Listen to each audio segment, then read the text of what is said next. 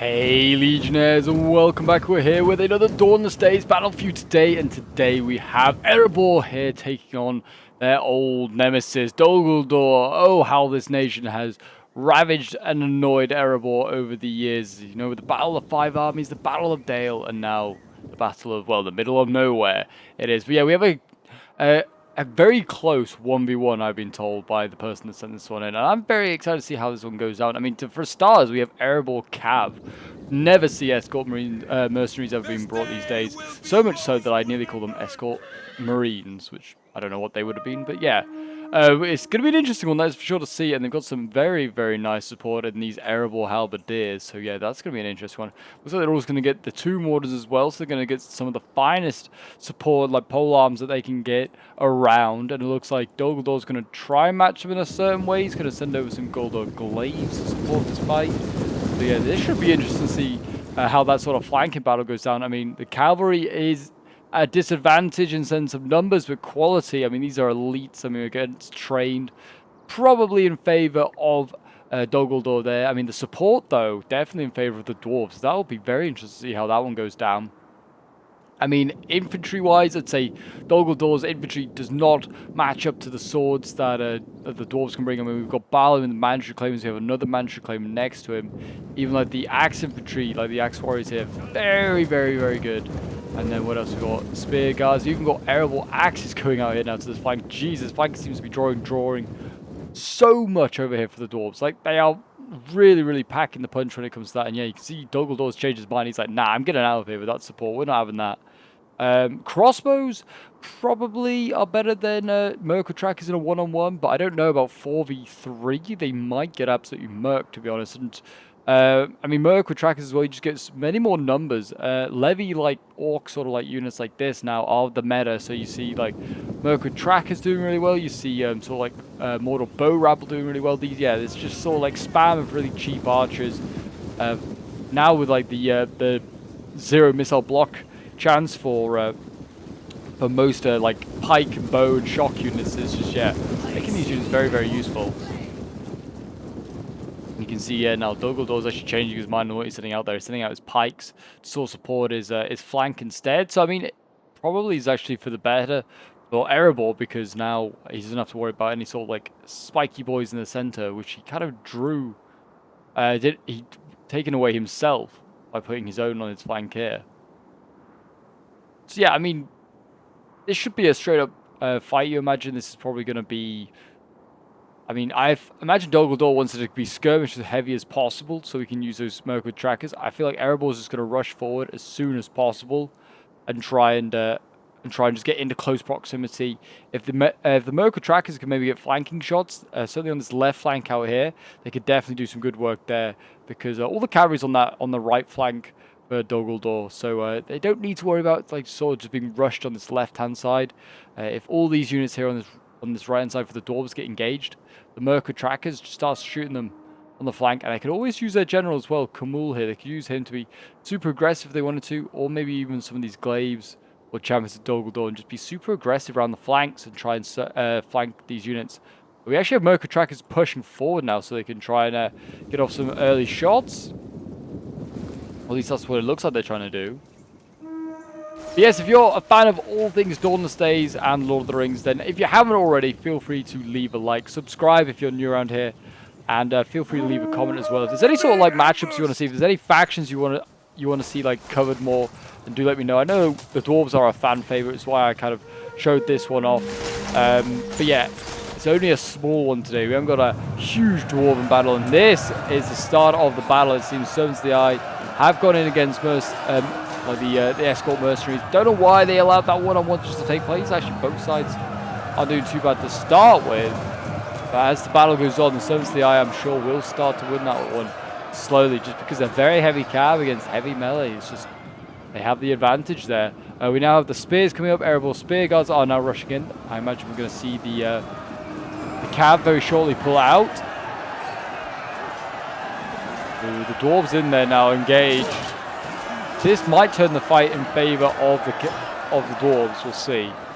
Cavalry is losing, but that might turn around in a moment. Now we have Goldor glaives going in. They're going to countercharge these dwarves. Shock versus Spears. Spears do lose out in that fight. And again, more cav losing. Where is the extra cav units? All the way out here. It's dragging units away. Good to see that Dolguldur has been baited away from the main fight there. Erebor, I'm surprised, is absorbing these shots here. Really, he probably shouldn't be. I mean, Champions of Dolguldur are going to get a charge off here, which will probably put them in a good state. Against the Erebor Axe Warriors there. See how this goes. Yeah, it wasn't like a devastating charge, I guess, because they formed shield wall, but a lot of troops getting baited in here. You can see, like, Cav is wavering and is pulling out, but the polearms in here, and also Spears and Shock. That's a lot of units being put in to tie down one Cav and one Shock.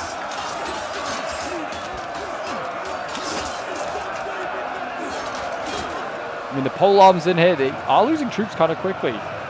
We're down to, where are they? 2 more down 4 men already. They've killed a lot of this cav off though, which is good to see. Why did the cav over here, I mean, did they charge? Champions of Dolguldur? I feel like they did. Took a few losses. It's an interesting start. And as you can see, the main battle line is getting underway. Yeah, we have a bit of a skirmish fight going on in this flank here. And as you can see, Merc with Track is absolutely annihilating these Iron Hill crossbows. they have brought the cheaper crossbows, not the Erebor crossbows. I didn't realize. So yeah, even less armor, but they should get rid of these trackers slowly. If they focus down one unit at a time, they have low morale. They do waver and break. And as you can see, they are doing just that now. They could get a cav in behind. They could just deal with these trackers and just get rid of them once and for all. Because all the cav right now for the Dolguldur is in behind. Yeah, these escort mercenaries here, 76 of them, get in behind. Go and get these archers. It's an easy kill for you. Really, you could get all of these archers pretty easily. And then the crossbows right now can just get in behind, just start firing into the back of that. That is all they need to do now. Erebor, I think, if he does what I've just recommended there, he's gotten himself an easy win. This is his only flank he has to kind of be worried about. It seems like the pikes are kind of inflicting a lot of casualties on these Erebor axes here. But the 2 wardens could sort of clear that up. Yeah, this escort mercenary has just been, what has it been doing? It's just been patiently walking around this battle. If it had urgency and gone round, these archers would be dead. And same with these ones. They just pull them out now, find a gap. I mean, they could go through that gap there. And just get into the archers. That's all they got to do. Because right now the archers are going to start inflicting damage onto these 2 wardens. Merc with trackers as well. Super cheap. And killing off one of the most expensive polearms in the game. That's not a good trade for the dwarves. Like, get this cav in behind now. I mean, this healthier one is doing a good job of tying down all the 7 CI between the polearms. And they're starting to waver, actually. But yeah, if the cav here just can go in and just deal with these final few, or deal with these archers, they're in business. Yeah, look at this. Now the crossbows just need to stand back a little bit here, just start shooting into the back of these guys. And these Guldor Glaives will be executed. They really will. But yes, if you've got some glorious Dawnless Days Total War replays that you think, Pope, you should check these out. These are insanely close and you want to be featured on the channel, feel free to join my Discord, the link's down below. Even if you haven't got Dawnless Days Total War, but you've got other Total War videos you think, Pope, you need to check these out, feel free to send them in. I'm more than happy to do just that. And yeah, I'm also just hoping to just rebuild that community that we used to have on the Discord. But yeah, as you can see, I mean, Crossbow setting up here. It's like they're going to start mowing down these units. I mean, they're already pulling out of combat. They're going to do exactly that. They needed to have a little bit more distance, just so that they didn't get charged like this, basically, and be forced to run away. But it is relieving, you know, the front line, which is good. I mean, if the crossbows just keep running away, they should be fine. These guys are mediums. It's heavy shock, shouldn't be an issue. See here, Cav's doing exactly what I recommend it should.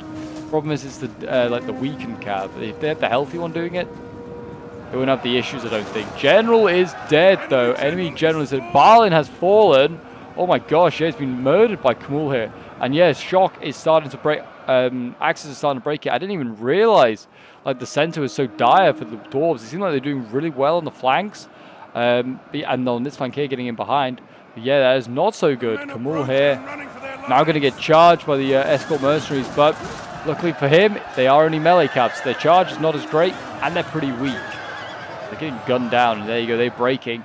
With BALIN dead, that will cause some morale issues, I'm sure, for the dwarves. Some of their weak units might start to break. Problem is the dwarves just have insane morale anyway, so they just don't care that they've lost their general. They're like, BALIN, who was he? Just another foot soldier. Kamul now rejoining this front line. He's fighting another mansion reclaimer here. I mean, you got to think, Kamul is just like, is in healthy condition, and he's just fought a mansion reclaimer. That's insane. And I don't know if he was the first in, but certainly he's like second wave in. You can see erebor axes there winning, taking out these champions of Dol Guldur. Looks like pole arms have kind of helped destroy the cab over here for Dol Guldur, but the pikes are still alive, and that is the problem. And look at all this. Look at all these shock infantry just chasing down the Iron Hill crossbows and various other things. Why are they out there? I do not know. Again, mansion reclaimers. They're dying. Are losing.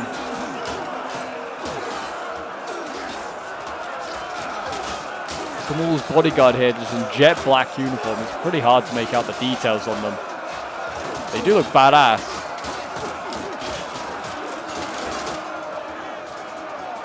It's not helping now that they're being flanked by champions of Dol Guldur. The swords, though, for Dol Guldur are losing. They are pretty trash. Certainly up against the Axe Warriors of Erebor. It's not a fair fight at all.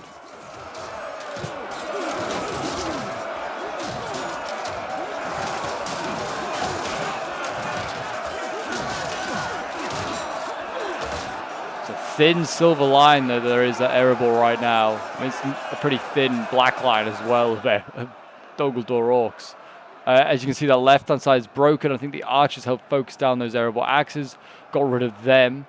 And now it just looks like it's just going to be rolling up this right-hand side here, which if the Merc track is, just set up, start focusing down in the back lines, it should just do exactly that. Manchu claimers here, still getting battered. Oh my gosh, poor guy, just getting absolutely slapped about by the Kamul's bodyguard here. He's got a silver chevron. He's doing well. Axis one here though, so I mean they'll be able to support against Kamul if they want to. Actually, yeah, they're all starting to break along this line here. Just this final one here to kill off, and then I mean there's shock here as well. Guldur Glaives on their return. Look at this, they're running all the way to the I don't know, the red line to the ends of the earth. Yeah, Iron Hill crossbows are suffering. They're actually winning in combat here though against the Mercury trackers. You kind of would expect that though. It doesn't seem like either side's really engaged, but they are apparently.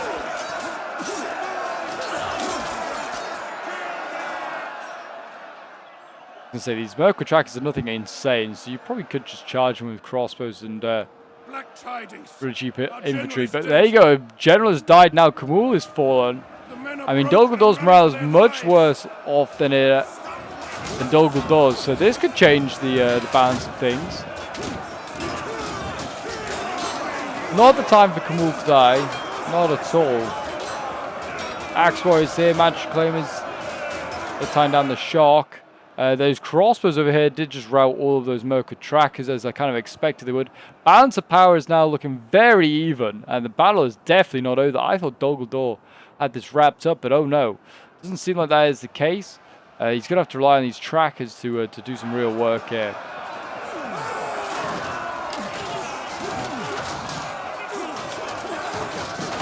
Dwarven spears, they're getting shot on the back, but they don't care. They're going to keep spearing those orcs in front of them. More importantly for the dwarves, the polearms are freed and they are on their way over here. Halberds and Tomb Wardens. They need to get a shuffle on, try and surround Kamul and these pikes if they could, but I don't think they will be able to. And the crossbows are setting up. They need to shoot those pikes. That is their primary concern right now, those pikes. Looks like Guldur Glaives are broken there. It's a win, and now they're going in trying to take out Kamul's remaining bodyguard. A bad idea really, Kamul's bodyguard, even though they've lost Kamul, probably in pretty good condition.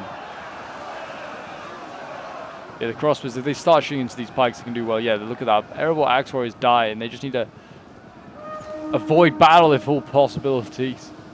To be honest, I get these guys out of formation as well. I don't know why they're just walking. They need to start running, getting over here. We also have Dwarven Ranged Travelers still alive. Why are they over there? spears look like they're going to win. They're going to beat these Goldo Glaives just about.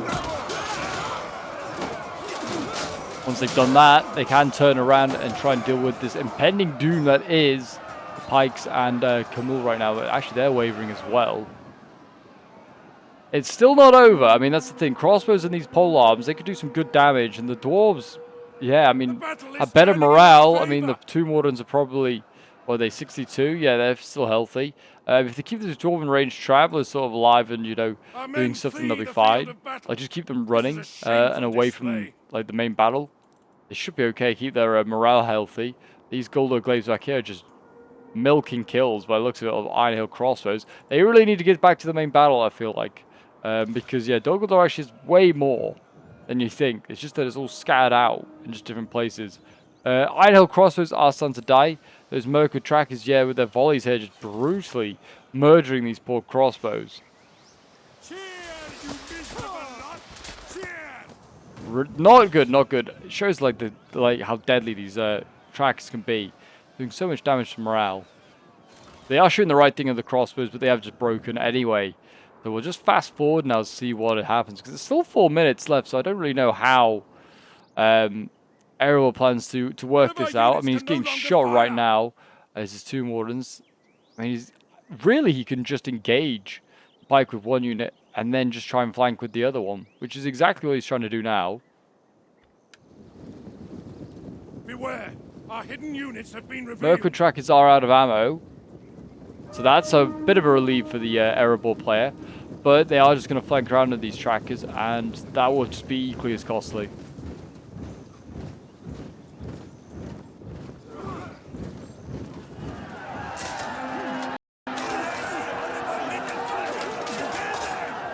And there you go, you can see the halberds don't have the same range as those pikes. They're getting poked to death, and here we go, two Wardens now flanking in. Erebor halberdiers are wavering already, not good. Maybe it would have been better to have the two Wardens stand their ground. And yeah, I mean, they're going to catch the pikes out ever so slightly. I don't know why it's lagging, by the way. I do apologize. Right at the end of this battle, it should not have been lagging.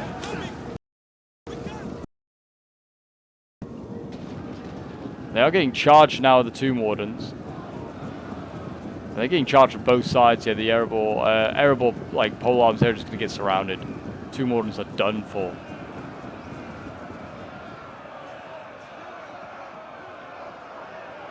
These brave, brave men, or brave, brave dwarves, I should say, they're going to die.